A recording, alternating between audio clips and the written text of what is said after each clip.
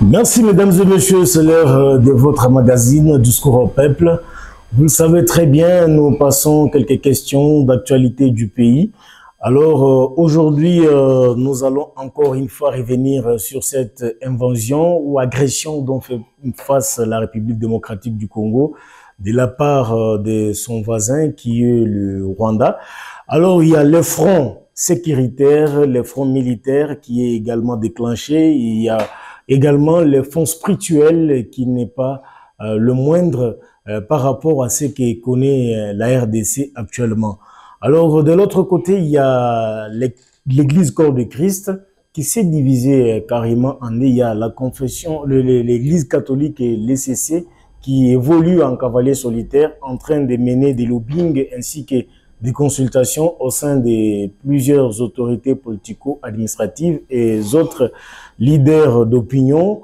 De l'autre côté, nous avons aussi l'Église de réveil du Congo qui semble convaincre la majorité de la population congolaise de par sa façon de voir les choses sur terrain.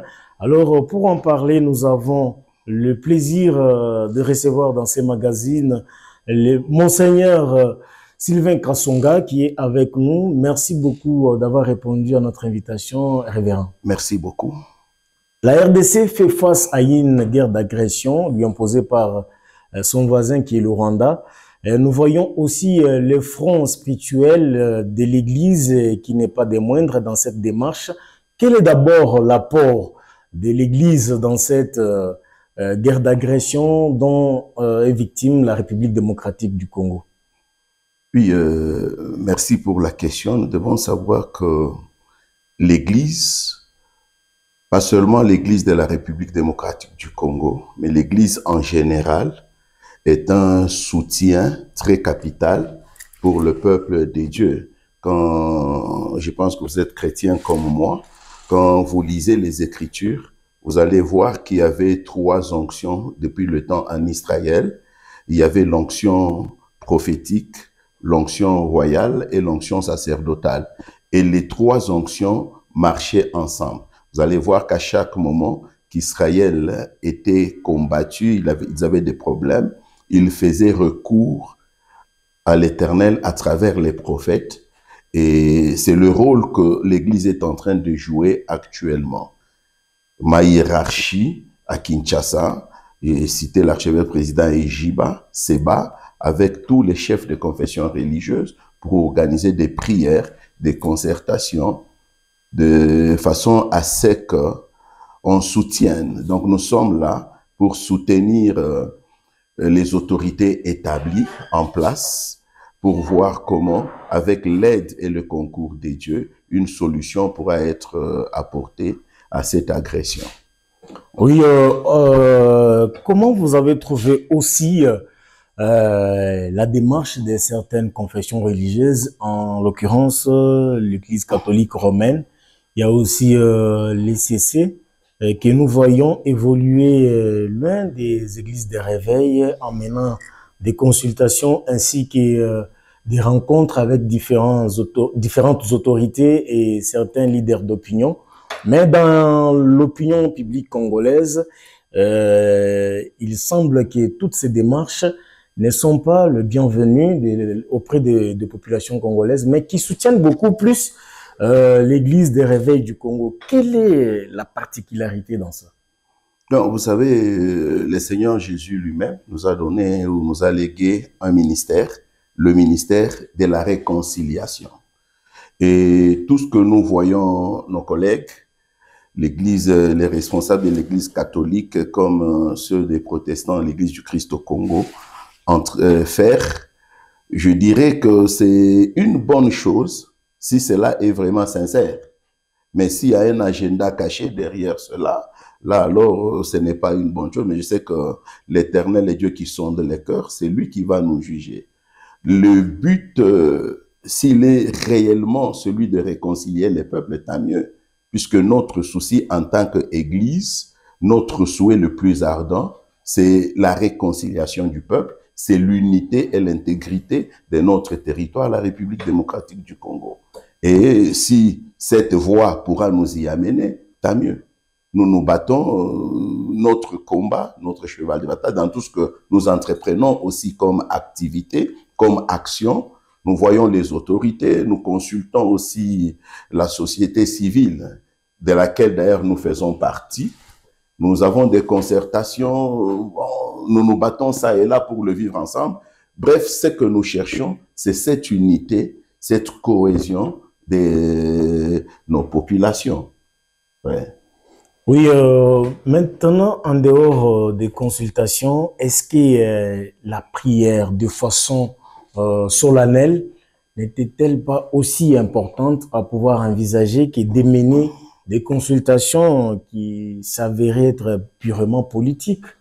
Effectivement, nous prions. L'œuvre d'un pasteur, l'œuvre d'un évêque, c'est d'abord la prière. Et d'ailleurs, je vous informe que le samedi, j'étais à Mokambo, où je suis allé diriger, présider une prière qu'on a faite en faveur de nos FARDC, de la nation et de nos combattants, nos vaillants Wazalendo. Donc, la prière, c'est ça même l'instrument que nous utilisons.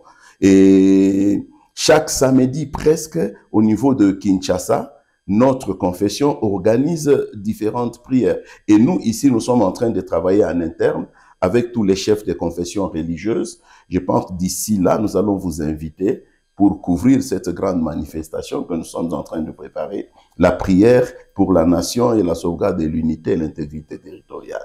Donc là, la prière n'est pas à négliger. C'est ça même notre cheval de bataille. Alors, comment trouvez-vous aussi cette attitude de la population congolaise? Je crois que c'est une des questions que je venais tantôt de vous poser. Je la repose d'une autre façon. La population congolaise semble donner plus du crédit à ce que les églises de réveil sont en train de mener comme démarche, alors que elle affiche une méfiance totale à la démarche que mène l'Église catholique ainsi que les CC. Oui, vous allez comprendre que la population, elle n'est pas dupe. Cette prière et cette guerre, j'y arrive, nous ne sommes pas à notre première année. Nous sommes en train de parler d'une guerre qui a duré 30 ans. Et il y a des démarches, déjà à l'époque du maréchal Mobutu, quand cette guerre d'agression venait de commencer avec, entre guillemets, les Banyamulenge. Et vous savez tout ce qui est arrivé. Après, Mouzé est venu, il a été assassiné. Il y a le président Joseph Kabila qui est venu, le prédécesseur de l'actuel chef de l'État. Vous allez comprendre que pendant toutes ces années, il y a eu des dialogues, il y a eu des concertations. Et qu'est-ce que tout cela avait accouché? Cela peut créer une suspicion. Ça peut créer des doutes au sein de la population, puisque en tant qu'homme de Dieu, nous devons aussi garder une position qui est stable. Mais quand on nous voit du jour au lendemain balloter, changer de camp, changer de côté, cela peut faire assez qu'il y ait des suspicions. Mais tout ce que moi je sais, nous sommes hommes de Dieu, nous devons veiller pas seulement sur notre respect, mais aussi et surtout sur le respect du Dieu que nous servons. Un homme de Dieu doit prêcher par la franchise, par l'honnêteté, la droiture dans ce que nous devons faire. Nous ne sommes pas politiques, comme tu viens de le dire, et donc nous ne devons pas avoir des agendas cachés en tout ce que nous faisons. Je pense que c'est ça la position que je peux donner par rapport à ce point de vue-là. Mais chacun est libre d'émettre un jugement. Oui, certains de vos détracteurs aussi vous accusent, à tort ou à raison, de dire que c'est lui aujourd'hui qui s'est rébellé contre le pays et l'émanation des églises de réveil du Congo. Comment répondez-vous aussi à cette version des faits exprimée par certains de vos détracteurs? Oui, vous savez que le cœur de l'homme est méchant. Il est tortueux par-dessus tout qui peut le connaître. C'est comme si vous veniez me poser aujourd'hui la question pour dire que le diable, c'est Dieu qui l'a créé. Qu'est-ce qu'on va dire par rapport à ça? Et donc, on enfante un enfant, mais on ne met pas, on n'enfante pas son cœur. Le cœur, il est méchant, il est ce qu'il est. Je ne peux pas contredire. Il est vrai que l'un de nos pères, l'archevêque Kankenza, pour ne pas le citer, avait déclaré aussi que celui qui avait prié pour Corneille, ça on endosse. C'est un enfant, nous continuons à prier. On ne peut pas renier cela. Est-ce qu'aujourd'hui, au stade actuel, il est encore possible de pouvoir le faire revenir à la raison par rapport à son statut actuel de chef rebelle? Nous prions, rien n'est impossible à Dieu. Nous savons que l'Éternel, il est celui qui touche les cœurs. L'Éternel, il est celui qui transforme. Et la prière que nous faisons ne sera pas sans effet. Je sais que pas seulement lui, tous ceux qui se disent être Congolais patriotes, tous ceux qui ont l'amour de cette patrie, reviendront un jour à la raison. Puisque ça ne sert à rien de prendre les armes pour combattre son propre pays, ça ne sert à rien de tuer ses compatriotes pour avoir le pouvoir. Et moi, je trouve qu'il reviendra à la raison un jour. Oui, il reviendra à la raison un jour. Alors, toutes ces consultations ainsi que des démarches que mène l'Église Corps de Christ en RDC semblent avoir une conclusion qui serait des dialogues ou un échange patriotique de toutes les forces vives autour d'une même table. Est-ce que vous êtes aussi d'accord avec cet aboutissement, bien qu'on est en train d'illusionner, on ne sait pas si ça va se concrétiser ainsi, se mettre autour d'une table, oublier les passés, c'est pardonner, une réconciliation nationale, question de ramener la paix. Vous êtes aussi d'accord avec cette rencontre, ces dialogues ou ces négociations? Oui, j'apprécie cela. C'est notre souhait le plus ardent en tant que père de l'Église. Puisque c'est comme je vous ai dit, le ministère que Christ nous a laissé, c'est celui de la réconciliation. Et on ne peut parler réconciliation que quand les gens acceptent de se mettre ensemble. Et d'ailleurs, j'ai loué la rencontre qui a eu lieu dernièrement à Doha entre le chef de l'État et son homologue rwandais. Si cela pouvait se régler, cela nous épargnait beaucoup de morts inutiles. Et c'est mon souhait, c'est ma prière. Mais pourvu que cela soit vraiment transparent et que tous les deux chefs respectent les engagements qu'ils vont prendre. Moi, je pense que si on pourra parvenir à une solution qui va faire à ce qu'on respecte le cessez-le-feu qui a été décidé, cela aidera beaucoup plus, puisque nous parlons de plus de 10 millions de morts à l'Est, c'est pas peu. Mais après cette rencontre de Doha, nous avons vu, quoique l'on a parlé de cesser les faits immédiats, mais les incursions de M23 se sont poursuivies jusqu'à Walikale Centre. Il n'y a plus de sincérité malgré ces tête-à-tête de l'autre côté de Doha. Oui, effectivement, je l'ai suivi aussi comme vous. Il y a la presse, je l'ai suivi sur la presse française qui a annoncé la prise de Walikale. Laissons du temps au temps. Je sais que ils sont un peu dépassés par les événements, mais moi je crois, j'ai cette foi-là que cette histoire va s'arrêter et ce n'est pas pour longtemps. Oui, la médiation ou bien les dialogues des Congolais entre eux concernant la situation de l'Est, chaque fois, il y a l'Église catholique qui a joué à la médiation, mais beaucoup estiment que cette fois-ci, l'on peut aussi confier la médiation à l'Église des Réveils du Congo. Comment vous trouvez? Est-ce que vous en incarnez les profils de pouvoir arbitrer ces grands conflits historiques? Vous savez, l'Église du Réveil était petite, mais elle est en train de grandir au jour le jour. Nous ne sommes plus une église d'une année ou de 2 ans, nous sommes déjà au-delà de 20 ans. Donc nous avons assez de l'expérience, nous avons de la compétence au sein de l'église du Réveil. La preuve est que nous avons organisé, nous avons patronné la CIME et cela a abouti à l'organisation des élections indépendantes et démocratiques et libres que nous avons vécues dernièrement avec l'élection de son Excellence, son Excellence le chef de l'État, Félix Antoine Tshisekedi. Cela déjà est arrivé avec la séparation de l'Église, puisque quand vous parlez des deux fractions de l'Église, cela n'a pas commencé avec cette histoire de la guerre. C'était déjà à l'époque de l'élection du président de la CENI. Nous avons patronné, nous avons coordonné ces activités. Et donc, si on a réussi à organiser les élections qui ont abouti à des résultats où il n'y a pas eu des morts, des dégâts comme aux élections précédentes, à combien plus forte raison ce dialogue-là. Donc, nous avons des compétences au sein de l'Église et on peut bien faire ce travail. Qu'est-ce que l'Église peut aussi interpeller ou reprocher à l'homme politique congolais? Parce que la plupart des acteurs politiques sont fidèles de l'Église, mais par moments, ils recourent aux actes qui ne sont pas conformes à la loi du pays pour contribuer ou comploter contre les pays avec certains pays agresseurs de la RDC.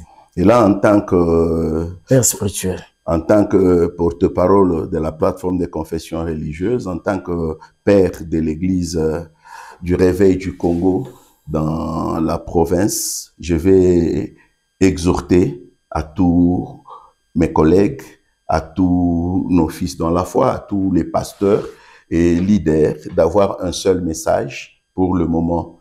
Prêchons, parlons beaucoup plus sur le patriotisme, sur l'amour de la patrie, sur l'amour du prochain. Et d'ailleurs, on a posé à Christ la question de savoir quel était le plus grand commandement. Il a dit que c'était d'aimer Dieu. Et par-dessus celui-là, il y avait aussi un autre qui nous demandait d'aimer notre prochain comme nous-mêmes. Et donc, le grand message que nous pouvons avoir, c'est celui de l'amour. Parlons sur l'amour sur tous les plans. Parlons de l'amour, vous avez aussi une mission prophétique par rapport à ce qui se passe aujourd'hui dans ces pays. Est-ce que la population congolaise peut espérer un jour la fin de cette guerre qui a duré plus de 30 ans maintenant? Le Congo actuel n'est pas comparable au Congo qu'on a connu depuis tout ce temps. Ce pays, déjà avec l'avènement du chef de l'État actuel, son Excellence Félix Antoine Tshisekedi, ce pays a été dédié à Dieu. Ce pays a été confié entre les mains de Dieu. Et d'ici là, je vous le dis, je suis sûr de ce que je dis, il y a un grand miracle qui va s'opérer. Cette guerre va s'arrêter. Si ce Dieu-là a arrêté autant de guerres à l'époque d'Israël, il ne change pas. Il est le même hier, aujourd'hui, éternellement. Il va arrêter cette guerre-là. Et d'ailleurs, on n'en a pas pour longtemps. Il y a aussi une désolation au sein de l'opinion congolaise lorsqu'on regarde les pays agresseurs de la RDC, qui a aussi des églises là-bas, on ne peut pas les citer ici, mais le message, les homélies de ces hommes de Dieu-là ne sont jamais contre leur pouvoir ou leur pays ou contre la gestion de leur pays par les régimes en place, contrairement à ce que nous voyons en République démocratique du Congo. Est-ce qu'au stade actuel, les pays ont besoin de voir l'escalade verbale venant des hommes de Dieu qui fustigent la gestion en critiquant jusqu'à frôler même des injures à l'endroit de l'autorité établie, la haute autorité établie du pays? D'emblée, je m'en vais te dire que toute autorité vient de Dieu. Et la Bible dit qu'il n'y a rien qui arrive sans que l'Éternel ne l'ait ordonné. Nous sommes un pays démocratique. Le chef de l'État qui est en place, il a été voté, que nous l'aimions ou pas, il fait son mandat. Et son mandat court jusqu'en 2028. Ce ne sont pas nos discours qui pourront changer cela. Et tout ce que je peux apporter là-dessus, ce n'est qu'une exhortation à ces hommes de Dieu-là, s'ils peuvent revenir à la mission prophétique de l'Église, celle de prêcher la paix, celle de prêcher l'amour et de soutenir l'autorité, puisque toute autorité vient de Dieu. Et l'apôtre Paul nous a demandé de prier pour les autorités établies. C'est ça la mission prophétique de l'Église. C'est pas proférer des mensonges ou quoi. Vous savez, permettez que je vous dise que l'Église à ce niveau est infiltrée. Ça, tout le monde le sait. À ce niveau, au moment où nous parlons, l'Église est infiltrée. Il y a les envoyés du diable qui se présentent aussi en soutane. Mais qu'est-ce qu'on va dire? Laissons du temps au temps. Jésus lui-même a dit, laissez les blés et livrés croître ensemble, et au moment opportun, au moment du jugement, il y aura une nette séparation entre les deux. Et donc, nous, en tant que prince de l'Église, nous n'avons qu'à exhorter à tout celui qui est dans l'erreur, qu'il revienne sur la bonne voie. Prions pour le peuple de Dieu, puisque tous ces morts ne profitent ni à eux, ni à nous, ni à qui que ce soit. Donc, à cause du pouvoir, là, on cherche le pouvoir pour le pouvoir. Il y a aussi un autre aspect qu'on ne peut pas négliger et sur lequel il faut beaucoup plus parler. C'est cette sémence-là du tribalisme qui est en train de monter en puissance. Et même au sein de quelques églises, je pense que nous devons nous lever comme un seul homme. Nous devons parler et beaucoup plus insister, non pas seulement sur l'amour de notre province, tribu ou quoi, mais beaucoup plus sur l'amour de la patrie. Si nous nous voyons comme un seul peuple, si nous nous voyons comme les enfants d'un seul père, je pense que nous allons ensemble, avec la contribution de tout un chacun, relever notre pays qui a souffert assez longtemps. 30 ans, c'est pas peu. Un mot aussi sur l'agenda de l'Église catholique et l'ECC qui mène une campagne dénommée Pacte social pour les vivre ensemble, pour les bien vivre ensemble. Alors, il y a dans certaines indiscrétions, on parle déjà que cet agenda visé à pouvoir s'exécuter après pour celui qui va remplacer le président Félix Tshisekedi. Comment vous trouvez aussi ces pactes sociaux pour les bien vivre ensemble que mène l'Église catholique? Si réellement, parce que je l'ai appris aussi sur les médias, si réellement c'est les cas, c'est vraiment très regrettable. C'est pas notre travail de remplacer un chef de l'État par un autre qui viendra. Je pense que celui-ci, s'il y a quelque chose qui pourra intéresser pas seulement le chef de l'État et le pays, c'est la paix pendant ce temps ici. Pourquoi préparer une paix après 2028? Et moi, je pense que les gens ont assez souffert. Nous devons cesser et quitter cette hypocrisie de nous cacher derrière nos soutanes pour faire n'importe quoi. Non, nous devons être honnêtes en tant qu'hommes de Dieu. Et ça, ce n'est pas vraiment ce que le Seigneur nous a donné comme mission. Ouais. Nous sommes là pour soutenir les autorités, prier pour l'autorité établie, puisque cette autorité vient de Dieu. Dieu n'a pas établi que les prophètes et les pasteurs, mais la Bible dit que toute autorité vient de Dieu. Donc l'autorité qui est en place, c'est Dieu qui a permis qu'il soit là. Laissons-la terminer son mandat. Et 2028, c'est d'ici là. Ouais. Donc, j'ai beaucoup regretté quand j'ai aussi appris cela. Moi, je pense que si nous devons chercher une solution qui pourra aider le pays et qui fera à ce qui est la paix, c'est résoudre les conflits actuels en apportant des solutions présentes aux problèmes et situations que nous connaissons actuellement. Merci beaucoup, homme de Dieu. Peut-être si vous avez un message, un mot de la fin sur ce que nous venons de dire ici. Peut-être il y a une question que nous avons eu à omettre. Vous pouvez toutefois vous adresser au peuple de Dieu qui vous regarde à l'instant. Non, je vous dis, c'est moi d'ailleurs qui vous remercie pour l'opportunité que vous venez de me donner.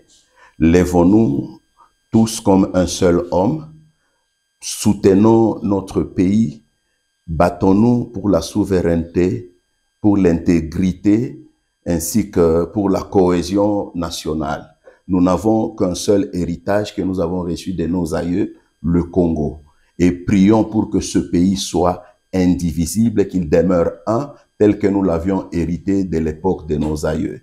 Je pense que c'est ça. Et chacun est appelé à utiliser les moyens qui lui sont faciles pour que nous parvenions à cette fin.